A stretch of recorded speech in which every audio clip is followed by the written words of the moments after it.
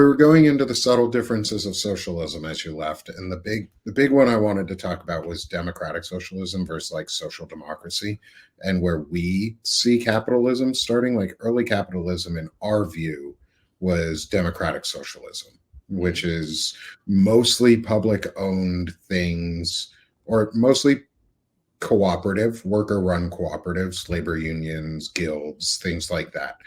The Masons, groups, organizations like that in early America helped found capitalism through a democratic socialist society. That's what we are. We're built on a democratic socialist society of trade unions and labor unions and guilds, like I just said, and slaves who became then parts of trade unions and labor unions and guilds, and helped build a cooperative network. We have a lot of co-ops in this country because that's democratic socialism.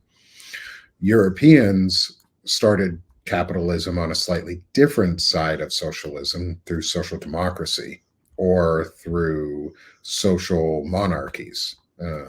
And so their state of socialism started in a different point than ours. Ours started in, I think, much more conservative in a lot of ways than Europe. We've always been more conservative leaning as a country overall in our philosophy. And I think that's viewed how we view capitalism as very ruthless and conservative, and Wild West and early capitalism to us is democratic socialism in a lot of ways, at least in my opinion. What do you think Yeah, of that?